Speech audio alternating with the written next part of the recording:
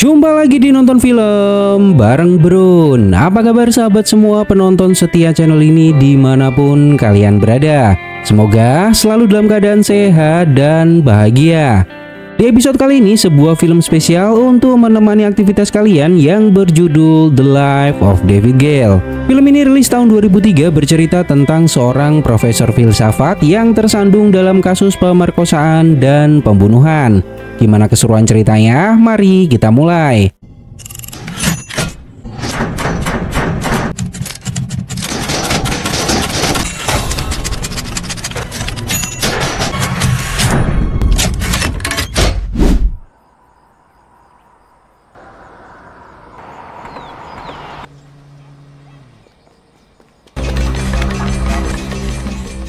Di awal kisah, sebuah mobil tiba-tiba mogok dan seorang perempuan bernama Bitsy berlari membawa sebuah kaset rekaman dengan tergesa-gesa.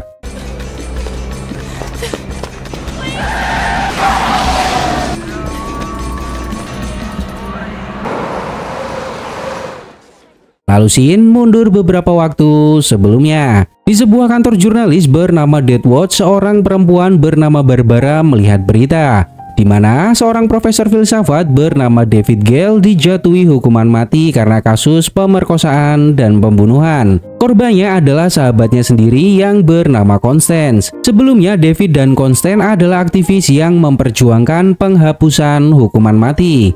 Barbara mendapat telepon di mana memberitahukan bahwa David Gale akan dieksekusi pada hari Jumat. Pengacara David meminta jurnalis bernama Bitsy untuk menemuinya sebelum eksekusi dilaksanakan. Barbara memberitahu Bitsy bahwa di akhir sisa hidup David Gale, dia meminta Bitsy untuk menemuinya, dan penjara memberi waktu 3 kali 2 jam dalam seminggu. Ini adalah kesempatan terbaik merangkum berita. Bitsy bertanya kenapa memilihnya untuk mewawancarai terpidana mati. Barbara tidak tahu, mungkin karena Bitsy adalah jurnalis yang hebat. Barbara mengatakan bahwa David adalah seorang profesor yang jenius. Kemungkinan dia juga tidak bersalah dalam hal ini. Bos mereka mengatakan bahwa menemui David Gale membutuhkan biaya $500,000 yang harus diserahkan ke pengacara David. Dan 3 hari wawancara dengan terpidana mati selama ini dianggap ilegal. Barbara mengatakan bahwa itu sudah harga pasar. Jika kita tidak melakukan ini, terpidana mati tidak pernah mau bicara. Setelah percakapan yang cukup panjang, akhirnya Bitsy diizinkan untuk melakukan tugas ini. Namun bosnya ingin ada pendamping yang menemani Bitsy. Pria yang menjadi pendamping Bitsy bernama Jack. Di perjalanan mereka membaca berkas kasus David di mana ditemukan air mani di tubuh Constance. Seorang saksi melihat David Gale pergi dari rumah Constance dan sidik jarinya banyak ditemukan di dapur. Zack mengatakan ini semua masih semu. Bisa saja mereka melakukan hubungan intim sebelum itu. Dan sidik jari David sudah ada di sana sebelum kejadian. David Gale adalah seorang profesor, dia sangat jenius. Dia juga aktivis yang menolak hukuman mati. Semua ini terasa sangat janggal untuk orang sejenius David. Lalu tiba-tiba mobil Bitsy menunjukkan indikator merah yang menandakan mobilnya butuh istirahat. Bitsy benar-benar sangat membenci mobilnya karena sering mogok. Bitsy berhenti di sebuah toilet umum dan memeriksa mobilnya. Dia menyuruh Zack menelpon nomor layanan rental. Namun apesnya telepon mereka tidak mendapatkan sinyal. Saat Zack ke kamar mandi, sebuah mobil pick-up berhenti dan memandangi Bitsy. Bitsy yang takut memanggil Zack. Lalu pria bertopi koboi itu pergi tanpa mengatakan apapun. Hari pertama mereka menginap di sebuah motel untuk seminggu ke depan, sampai eksekusi David dilakukan. Zack memberitahu bahwa mungkin kita perlu ke Austin melihat TKP kejadian untuk melengkapi berita yang akan kita tulis. Namun Bitsy tidak mau. Dia mengatakan bahwa ini hanyalah sebuah wawancara. Lalu mereka berangkat menuju penjara Texas. Penjaga memberitahu bahwa di tempat ini para terpidana mati berkumpul untuk sementara waktu sebelum eksekusi dilakukan. Bitsy dilarang membawa HP dan alat perekam. Tidak diperbolehkan juga untuk menyentuh kaca demi keselamatan pengunjung. Now, we have 3 entirely secure Windex kits. You're not carrying a weapon. We also have rules and the wearing of. You want to step on through. Your turn, Mr. Stevens. Should anything area, we ask you to follow the instructions of our give you any. Bobby. Pria ini adalah pengacara David yang bernama Bellew. Dia sudah menunggu Bitsy untuk hal ini. Dan pria ini adalah David Gale. Bellew mengatakan dirinya sudah membuat kesepakatan dengan redaksi Death Watch. Selama 3 kali 2 jam dalam seminggu, Bitsy bisa melakukan wawancara dengan David. Bellew juga memberikan kartu namanya dan meminta Bitsy untuk mampir ke kantornya. David mengatakan bahwa Bellew satu-satunya orang luar yang masih memiliki kontak dengannya. Bitsy bertanya, "Di mana istrimu?" David meminta Bitsy untuk tidak bertanya tentang keluarganya. David bertanya dari mana kita akan memulainya. Bitsy meminta David menjelaskan kenapa Bitsy diundang ke tempat ini. Bitsy masih bingung kenapa terpidana mati memilih bertemu dengan seorang jurnalis di akhir masa hidupnya. David mengatakan bahwa orang lain yang melihat dari balik kaca ini akan melihat seorang penjahat, bukan David Gale. David meminta Bitsy datang ke sini karena David ingin dikenang baik-baik. Bagaimana David menjalani hidupnya dan keputusan yang David ambil untuk mengakhiri hidupnya. David akan menceritakan kisah yang cukup berat untuk didengarkan. Dan David berharap bisa selesai dengan 3 kali pertemuan.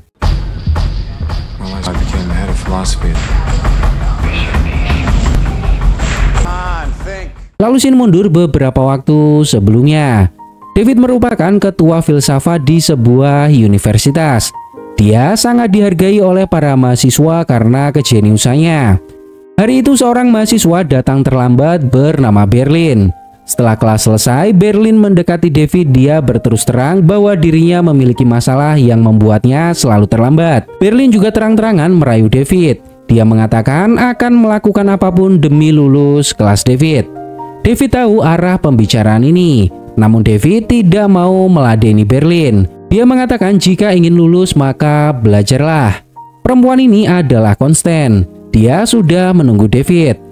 Constance memberitahu bahwa sebentar lagi David akan diwawancarai oleh stasiun televisi dan akan berdebat lagi dengan gubernur tentang hukuman mati yang selama ini mereka perdebatkan. Constance sudah menyiapkan semua materi untuk David melawan gubernur di debat nanti. David memiliki seorang anak bernama Jamie, sedangkan istrinya sedang dinas keluar kota dan beberapa hari lagi akan pulang. Sebelum tidur, Jamie meminta sesuatu ke David. Besok pagi, Jamie ingin sarapan dengan pancake, krim strawberry, dan potongan coklat. Jamie memiliki boneka anjing kesayangan yang tidak pernah dia tinggalkan kemanapun Jamie pergi. Keesokan harinya, David berangkat dan menitipkan Jamie ke seorang baby sister yang menjaga Jamie saat David pergi. David datang ke sebuah acara pesta kampus, di mana semua dosen dan murid berkumpul bersenang-senang bersama. Hingga pada satu momen David mabuk. Saat dia ke kamar mandi, Berlin diam-diam mendekatinya. Berlin tidak putus asa menggoda David. Dan karena kondisinya mabuk, Berlin berhasil menghasut David. Yang akhirnya mereka berdua bercocok tanam.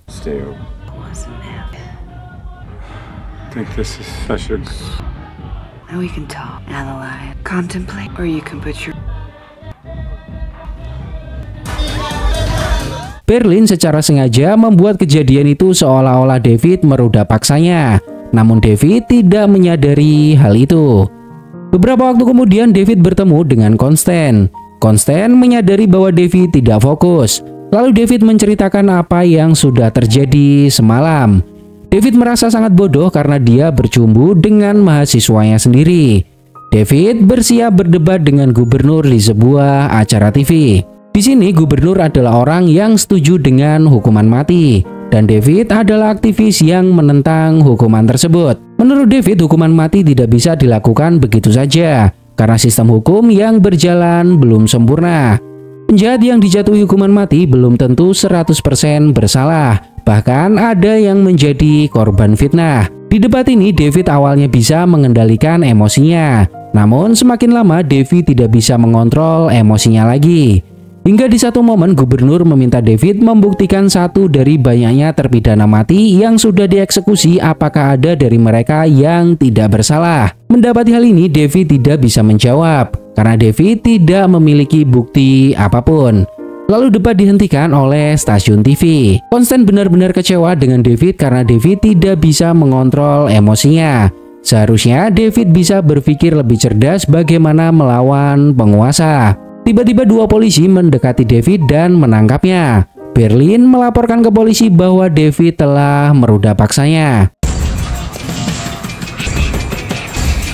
Berlin had my Time's up. Kembali ke waktu utama, penjaga memberitahu bahwa waktu berkunjung sudah habis. David mengatakan bahwa istrinya yang sedang pulang mengetahui hal ini saat sampai di bandara. Bitsy bertanya kenapa Berlin melakukan hal ini. David mengatakan mungkin dia kecewa karena penolakan yang David lakukan. Balas dendam atau motif lainnya David tidak tahu. Yang jelas dia sengaja melakukan hal ini. Bitsy bertanya di mana Bitsy bisa bertemu dengan Berlin. David mengatakan tidak tahu. Setelah kejadian itu Berlin meninggalkan kota. Saat David di penjara, Berlin pernah mengirim surat dari San Francisco. Namun David tidak tahu keberadaannya. Bitsy mengatakan ke Zack bahwa istri David yang bernama Margie mengabaikan David selama 2 minggu saat di penjara. Zack bertanya apakah Bitsy percaya dengan semua yang David katakan. Bitsy tidak tahu. Namun 3 pengadilan sudah memutuskan dia bersalah. Itu sudah cukup untuk Bitsy. Bitsy mewawancarainya hanya untuk meliput berita dan karena tugas. Pria bertopi koboi selalu mengawasi dan mengikuti kemana Bitsy pergi. Hari kedua, Bitsy mendatangi TKP, di mana rumah ini dijadikan pemilik barunya sebagai tur. Setiap orang yang masuk ke rumah harus membayar $20. Perempuan ini bernama Nico, memberitahu bahwa disinilah tempat korban dipukul. Nico sengaja tidak membersihkan bekas TKP untuk dijadikan bisnis, karena banyak wartawan yang masih meliput dan dari situ Nico mendapatkan uang. Nico mengatakan bahwa terdapat tripod di TKP, namun tidak pernah ditemukan video atau foto yang berhubungan dengan kasus. Polisi menduga bahwa David pasti sudah memusnahkannya. Tukang air melihat David masuk ke dalam rumah ini. Ditemukan sarung tangan karet di wastafel, kemungkinan digunakan untuk menghapus sidik jari. Korban terborgol dan kepalanya ditutup menggunakan plastik. Dan bagian tersadis adalah saat pihak polisi menemukan kunci borgol berada di dalam perut korban. Kemungkinan David memaksa Constant menelan kunci tersebut sebelum diruda paksa. Saat berada di sebuah resto, Bitsy melihat pria bertopi koboi. Dia menyadari bahwa pria itu selalu mengikutinya. Pertemuan kedua, David mengatakan bahwa Constant dibunuh dengan metode yang dikenal dengan sebutan sekuritat. Diborgol dan dipaksa memakan kuncinya. Metode ini pernah David tulis dalam sebuah artikel miliknya. Namun penuntut tidak tahu akan hal tersebut. Seseorang membatasi ruang gerak David, bahkan bisa dibilang David tidak bisa bergerak sama sekali untuk pembelaan. David mengatakan ada sebuah tripod di TKP. David menjelaskan bahwa ada sebuah sidik jari di tripod, yang artinya seseorang sengaja membawa tripod itu ke sana, merangkainya, merekamnya, membersihkannya, lalu meninggalkannya. Seolah-olah mengisyaratkan agar David tahu seseorang di luar sana memiliki rekaman asli dari kejadian waktu itu. Dan seolah-olah agar David tahu David akan mati di penjara dan kunci kebebasannya ada di luar sana.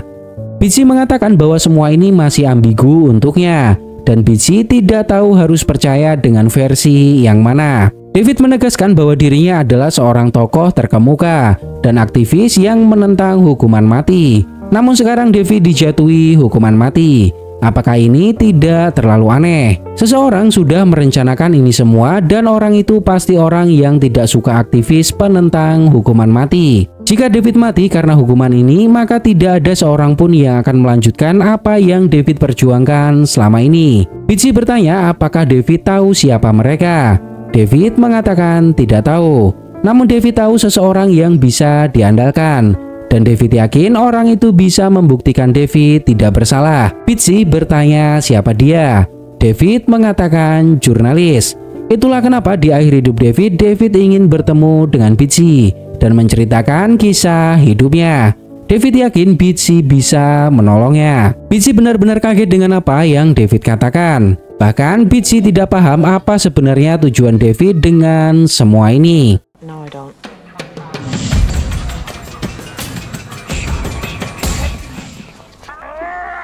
Lalu scene mundur lagi di mana Margie membawa Jamie pergi dari rumah. Margie mengatakan akan mengirim surel ke David. Jamie memberikan boneka kesayangannya ke David sebelum mereka berpisah. Setelah beberapa waktu, Margie mengirim surel di mana berisi permintaan cerai. Menurut Margie, ini adalah jalan terbaik atas isu penahanan David. Margie juga akan menjual rumah agar tidak ada kenangan lagi yang bisa mereka datangi. Mendapati hal ini, David benar-benar sangat tertekan.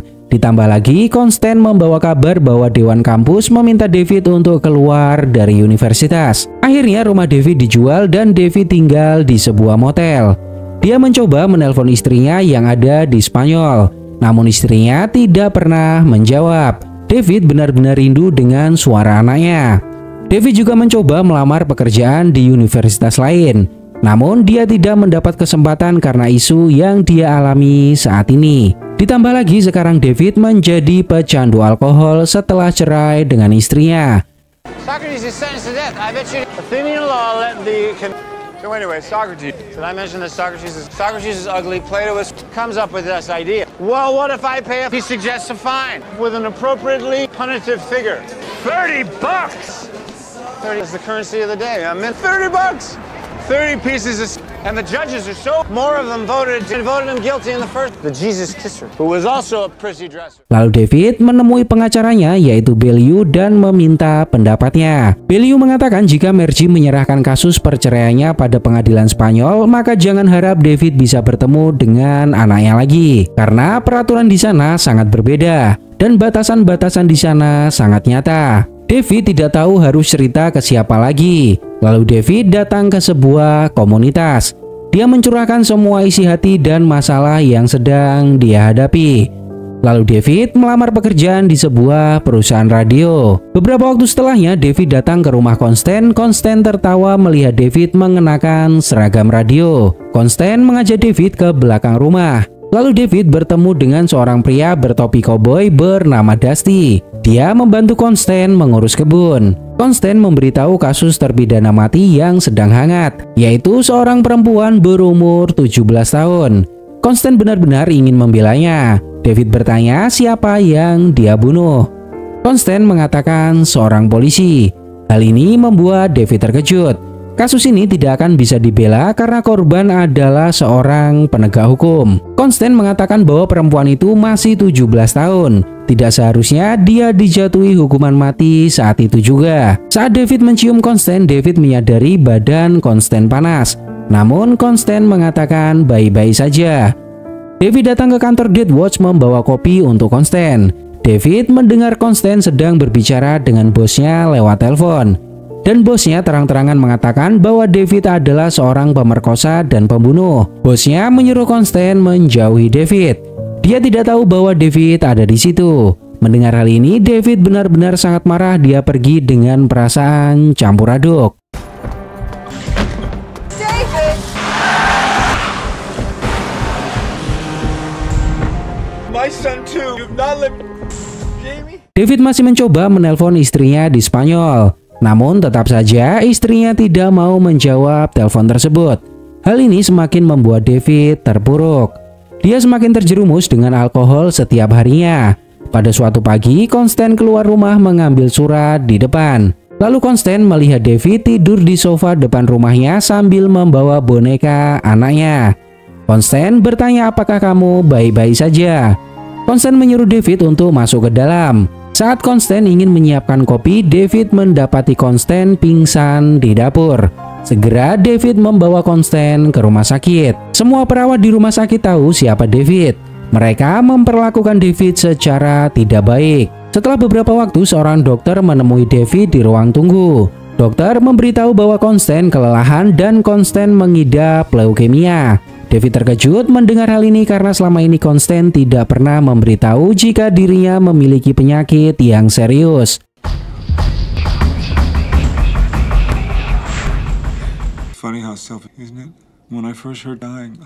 David mengatakan ke Biji bahwa selama ini dia benar-benar tidak tahu Constance mengidap penyakit leukemia.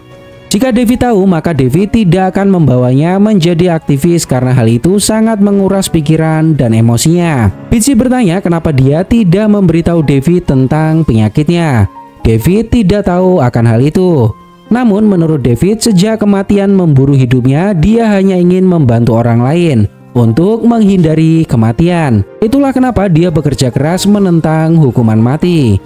David juga mengatakan bahwa Constant meninggal dengan kondisi yang lebih baik daripada yang dia alami selama ini. Lalu sesi kedua berakhir. Zack memberitahu bahwa dirinya sudah bicara pada jaksa di Austin. Dan ternyata Bellew adalah pengacara yang banyak diejek di jajaran pengacara. Dia pernah mendapat sanksi sebanyak 2 kali. Seharusnya David bisa lolos dari hukuman mati jika dia menggunakan pengacara terbaik di negara ini. Namun entah kenapa David tetap menggunakan Bellew sebagai pengacaranya. Zack juga memberitahu bahwa dirinya belum mendapat kabar tentang Berlin. Dan malam ini kita akan mengambil uang untuk diserahkan ke Bellew. Beberapa waktu kemudian mereka sampai di motel membawa koper berisi uang $500.000 untuk dibayarkan ke Bellew. Saat Bitsy akan masuk kamar, dia mendapati kamarnya sudah terbuka. Lalu saat masuk, Bitsy melihat sebuah kaset rekaman tergantung di kamarnya. Di kaset tersebut tertulis pesan untuk Bitsy. Segera Bitsy meminta Zack meminjam pemutar video pemilik motel. Saat kembali, Zack mengatakan bahwa pintu ini hanya memiliki 2 kunci. Tidak mungkin ada orang yang masuk, jikalau ada dia pasti membobolnya. Saat mereka memutar video tersebut, ternyata berisi rekaman Constant yang sedang sekarat. Constant tergeletak di dapur tanpa busana dan tangannya diborgol ke belakang. Kepalanya ditutup oleh plastik sehingga dia kehabisan oksigen untuk bernafas. Itulah penyebab kematiannya. Zack menelpon Bellew dan memberitahu tentang rekaman ini. Bellew mengatakan akan membawa rekaman ini ke pengadilan. Bellew juga berterima kasih ke Bitsy karena tidak melaporkan rekaman ini ke polisi. Bitsy benar-benar sangat terpukul. Melihat rekaman ini, dia tidak kuat melihatnya secara langsung. Keesokan harinya saat sarapan, Bitsy bertanya bagaimana jika pembunuhan Constant hanyalah cara untuk menjadikan David korban. Tidak hanya untuk menyingkirkannya, tapi untuk membuktikan bahwa penentang hukuman mati adalah seseorang yang tidak waras. Di perjalanan menuju Austin, mobil mereka diikuti oleh pria bertopi koboi. Namun saat Zack ingin mencatat nomor kendaraan tersebut, pria itu membelokkan mobilnya dan menjauh dari mereka. Bitsy mendatangi kantor Bellew dan menyerahkan uang $500.000 sesuai kesepakatan redaksi dan pihak David. Bitsy mengatakan dirinya tidak bisa tidur setelah melihat rekaman itu. Bellew juga meminta Bitsy untuk tidak terlalu dekat dengan terpidana, karena itu tidak baik. Bitsy mengatakan bahwa seseorang sengaja meletakkan kaset rekaman itu di kamar motelnya. Currently home. Now, arguably, that takes $20 and a top. This ain't my first rule. Now, I gotta tell you that all here, Mr. Bellew. Now, to add to our trouble. Mr. Bellew, someone put the That's a fact. Well, let's not throw a pity. Could be we find a simple. Now, I'll give you a call over later with an update. Saat Bitsy akan keluar dari kantor, mantelnya tertinggal di ruangan Bellew. Lalu Bitsy secara tidak sengaja melihat pria bertopi koboi di kantor. Ternyata pria bertopi koboi itu adalah Dusty. Segera Bitsy memberitahu Zack bahwa pria koboi yang mengikuti kita ada di kantor. Bitsy meminta Zack untuk mengikuti kemana dia pergi. Get a license number.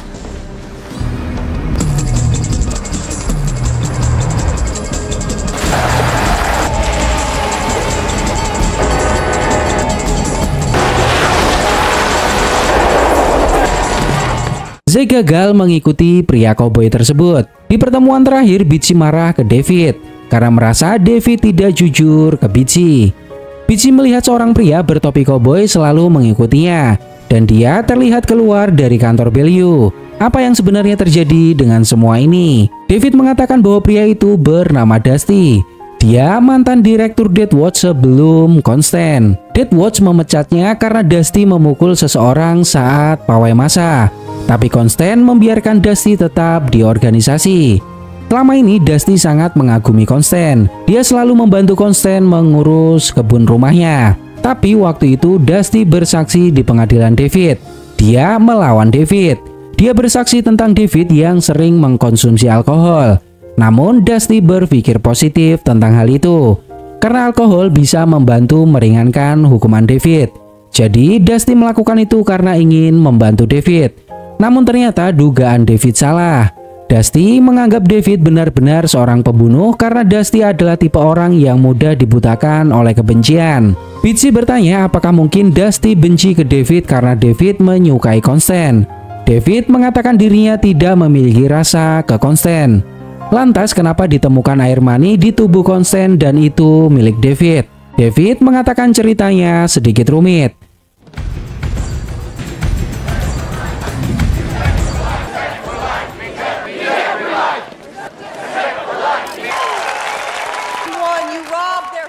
Waktu itu David dan Constance sedang berunjuk rasa menolak hukuman mati untuk seorang anak berusia 17 tahun. Namun usahanya sia-sia. Constance benar-benar drop waktu itu karena selama ini usahanya tidak pernah membuahkan hasil. Rednecks, drug addicts, schizophrenics, and who cares if they die? Malam harinya David mendatangi rumah Constance dan mengingatkan agar Constance meminum obatnya. Constance mengatakan ke David bahwa dirinya benar-benar sangat lelah, dan lelah ini membuat penyakitnya semakin cepat menggerogoti tubuhnya. David bercanda dan mengatakan ke Constance bahwa Constance membutuhkan seks untuk menghilangkan stresnya. Lalu David bertanya berapa kekasih Constance semenjak SMA. Constance mengatakan 4, dan setelah itu Constance tidak pernah memiliki kekasih sampai sekarang. Dirinya terlalu sibuk untuk pekerjaannya. Constance juga mengatakan bahwa dirinya selalu menginginkan seorang anak. Lalu David mengajak Constance untuk bercocok tanam. David mengatakan bahwa dirinya hanya ingin membantu meringankan beban Constance. Yang akhirnya mereka berdua bercocok tanam sambil menangis. Di momen ini benar-benar bingung bagaimana harus menjelaskan situasinya sob. Lebih baik kalian lihat sendiri lengkapnya dan simpulkan. Karena emosi dalam momen ini benar-benar sangat terasa. Keesokan harinya David tidur di depan rumah lamanya untuk menghilangkan rasa rindunya. Lalu pagi itu Dusty datang ke rumah Constance. Seseorang melihatnya sebelum pembunuhan terjadi. David diusir oleh pemilik rumah yang baru. Lalu David tidur di mobil. Setelah beberapa waktu polisi mendatanginya dan menangkap David atas tuduhan pemerkosaan dan pembunuhan Constance. It was Dusty. He had a motive. Bitsy mengatakan apakah semua ini adalah perbuatan Dusty karena dia satu-satunya pria yang memiliki motif. Dia cemburu dengan kedekatan David ke Constance. David tidak mengatakan apapun, dia hanya memberitahu bahwa itulah sebab kenapa David membutuhkan bantuan Bitsy. David sudah menceritakan semuanya, dan besok adalah hari eksekusi David. Bitsy mengatakan bahwa dirinya masih membutuhkan waktu untuk semua ini. David meminta Bitsy untuk menyelesaikannya dengan cepat, karena besok sudah tidak ada waktu lagi. David juga menegaskan bahwa kehadiran Bitsy di sini bukan untuk menyelamatkan nyawa David, namun untuk menyelamatkan ingatan Jamie tentang ayahnya. Hanya itu yang David inginkan. Bitsy hanya memiliki waktu 24 jam untuk menemukan jawaban. Di motel, Bellew menemui Bitsy dan memberitahu bahwa rekaman itu ditolak oleh federal. Lalu Bitsy iseng bertanya ke Bellew apakah Bellew tahu hubungan Dusty dan Constance. Bellew mengatakan bahwa mereka sangat dekat. Jika orang tidak tahu maka akan menganggap mereka adalah pasangan kekasih. Sepanjang malam Bitsy terus memutar video rekaman. Hingga di satu momen Bitsy menyadari ada yang janggal dalam rekaman tersebut. Di hari keempat David dipindahkan ke mahkamah untuk menjalankan hukuman suntik mati. Pagi harinya saat Bitsy gosok gigi dia mendapati handuknya berada di bawah. Lalu Bitsy membangunkan Zack. Dia bertanya apakah Zack membuang handuknya ke bawah. Zack mengatakan benar. Apakah Zack melakukan itu di rumah? Zack mengatakan tidak, karena ini hanyalah sebuah motel. Lalu Bitsy mengajak Zack pergi ke rumah TKP dan membawa TV beserta pemutar video. Bitsy membuat reka ulang peristiwa sesuai kejadian. Dia ingin mencocokkan kejanggalan yang Bitsy temukan. Setelah beberapa waktu mengamati, ternyata benar ada beberapa yang tidak sama dengan rekaman. Namun yang membuat Bitsy curiga adalah korban, yaitu Constance. Sebelum kehabisan nafas, Constance menggerakkan kakinya. Namun setelah itu dia seperti pasrah begitu saja. Bitsy mengatakan jika ini adalah pembunuhan, maka seharusnya Constance berontak. Dia akan berusaha melepaskan diri, namun yang Constance lakukan tidak demikian. Di sisi lain, Bellew memberitahu David kursi mati sudah disiapkan.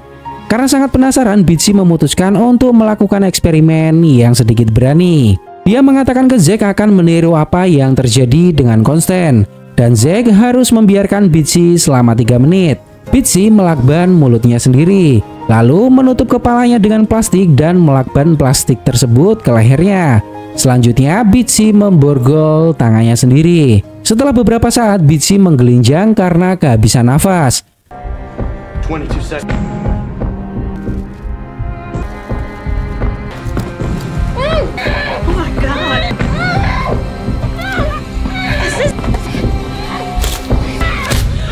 No more experiments, all right? Zack membiarkannya beberapa waktu, namun Zack tidak bisa. Dia mendekati Bitchy dan merobek kantong plastik yang menutup kepalanya. Lalu Bitchy mengatakan bahwa ini bukanlah pembunuhan, namun Constant melakukannya sendiri dan dia bunuh diri. Bitchy menjelaskan bahwa Constant memakai sarung tangan karet saat menggunakan plastik ke kepalanya untuk menghapus sidik jari, lalu mengembalikan sarung tangan ke wastafel. Hal itu dianggap wajar sebagai kebiasaan ibu rumah tangga, sehingga polisi tidak mencurigai sarung tangan tersebut. Zack bertanya lalu kenapa Constant harus memakai borgol. Bitchy menjelaskan jika dia tidak memakai borgol maka tubuhnya akan merespon dengan otomatis. Tangannya akan membuka penutup kepalanya saat Constant kehabisan nafas. Maka dari itu dia membatasi gerak tangannya. Zack masih tidak mengerti kenapa dia merekayasa kematiannya, yang membuat David ditangkap dan dijatuhi hukuman mati. Semua ini tidak masuk akal. Lalu Bitchy menyadari satu hal, semua ini sudah direncanakan. Selama ini mereka tidak pernah mendapat hasil positif aksi demo menentang hukuman mati. Constant ingin semua orang tahu bahwa sistem hukum tidak berjalan sebagaimana mestinya. Dan saat ini hukum salah menetapkan David dalam hukuman mati. Itulah cara berpikir mereka. Selama hidup Constant, dia berjuang untuk Death Watch, dan dia memilih sendiri jalan kematiannya untuk organisasinya, karena dia tahu cepat atau lambat penyakit akan membunuhnya.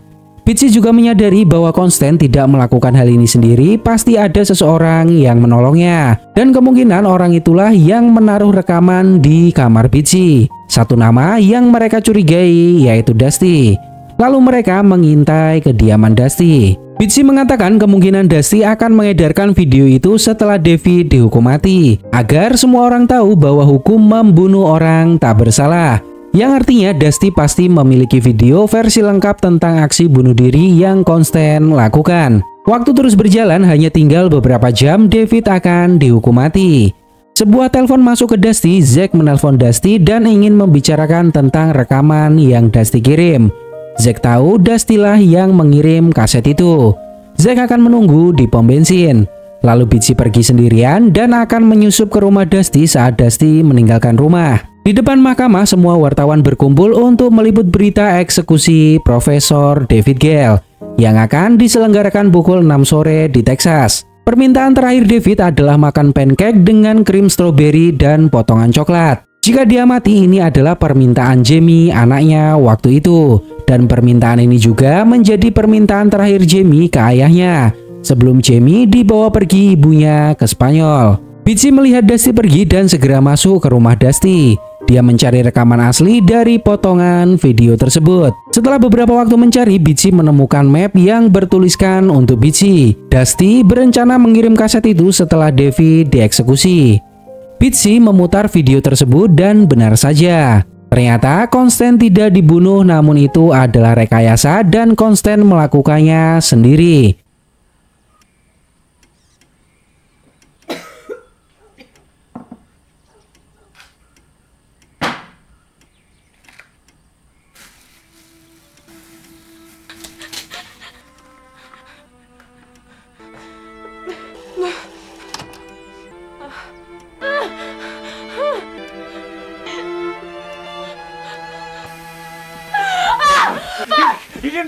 Dusty yang membantu merekamnya. Lalu tiba-tiba Zack datang dan mengatakan bahwa Dusty tidak terlihat di pom bensin. Mereka berdua segera pergi meninggalkan tempat itu. Ternyata Dusty melihat apa yang mereka lakukan dan tersenyum. Bitchy tancap gas ke mahkamah untuk menyerahkan video ini dan menyelamatkan nyawa David. Di sisi lain, David sudah bersiap pergi menuju kursi kematiannya. Di tengah perjalanan, mobil yang Bitchy kendarai mogok. Dan inilah scene di awal film. Bitsy berlari menuju mahkamah membawa kaset rekaman. Saat sampai di depan mahkamah, ternyata Bitsy sudah terlambat sob. Pihak mahkamah memberitahu bahwa hukuman mati David Gale sudah dilaksanakan pukul 6 dan David dinyatakan meninggal pukul 6:02 menit. Gurney at 6:02. David Gale was dead at 6:12. Executed at 12 Death was p.m. pronounced Gurney Walsh at prison 6. jail. No finals. None of the victims are victims' family. Dusty membereskan barang-barangnya dan bersiap pergi. Sedangkan Bellew membawa koper berisi uang $1,5 juta ke bandara. Beberapa waktu setelahnya, wartawan dihebohkan tentang video terbaru yang dipublikasikan oleh jurnalis ternama yaitu Bitsy, di mana sesungguhnya kematian Constance bukanlah pembunuhan, namun aksi bunuh diri yang direkayasa, yang artinya pihak berwajib telah salah menjatuhi hukuman mati untuk Profesor David Gale. Polisi juga berdatangan ke rumah Dusty, seseorang yang membantu Constance membuat rekaman aksi bunuh dirinya. Di toilet bandara, Dusty dan Bellew bertemu. Bellew memberitahu bahwa paspor identitas baru dan semua yang Dusty butuhkan ada di dalam tas. Para wartawan bertanya ke pihak berwajib apakah dengan kesalahan hukum ini pemerintah akan menghapus hukuman mati. Gubernur dengan tegas tidak akan menghapus hukuman mati di Texas. Gubernur juga memerintahkan polisi segera menangkap Dusty dan kebenaran akan terungkap. Beberapa waktu kemudian Dusty datang ke Spanyol dan singgah di sebuah apartemen. Dia datang ke sebuah pintu, meletakkan koper dan tas plastik lalu pergi begitu saja. Ternyata itu adalah rumah Margie. Sebuah paket juga datang ke meja Bitsy. Setelah dibuka, ternyata itu adalah boneka anjing anak David. Di dalamnya terdapat pesan dari David yang berbunyi, "Inilah kunci kebebasan Bitsy." Margie membuka paket. Dia mengatakan ke suami barunya bahwa ini adalah jaket milik David. Lalu Margie mendapat uang $1,5 juta dan sebuah pesan itu berisi permintaan maaf dari seorang mahasiswa yang bernama Berlin. Dia menyesal telah memfitnah David. Dusty menangis di sebuah opera. Dia menjadi saksi bisu perjuangan yang David dan Constance lakukan setelah semua ini. Awalnya Bitsy tidak paham apa itu kunci kebebasan. Lalu dia menyadari di dalam boneka tersebut ada sebuah kaset rekaman. Segera Bitsy memutar kaset rekaman tersebut. Setelah diputar, ternyata itu adalah rekaman asli dan versi lengkapnya. Bitsy menangis melihat hal ini karena ternyata David juga berada di rekaman tersebut. Artinya semua ini telah direncanakan oleh mereka bertiga. Constance berperan sebagai korban. David berperan sebagai pelaku yang difitnah. Dusty adalah orang yang berperan mengatur semuanya setelah mereka meninggal. Dan Bitsy lah perantara untuk menyuarakan pesan mereka. David dan Constance memilih sendiri bagaimana cara mereka meninggal dunia demi suara organisasi yang selama ini mereka perjuangkan. Dan David berhasil menghapus nama jelek di hadapan anak dan istrinya. Di akhir film, David dan Constance meninggalkan tanggung jawab besar kepada Bitsy dengan menyerahkan video tersebut. Bitsy memiliki pilihan sulit. Jika dia mempublikasikan video ini, maka suara orang-orang yang menentang hukuman mati akan menjadi lelucon. Namun jika Bitsy memutuskan untuk tidak mempublikasikan dan merahasiakannya untuk dirinya sendiri, maka suara orang-orang yang menentang hukuman mati akan terus berlanjut.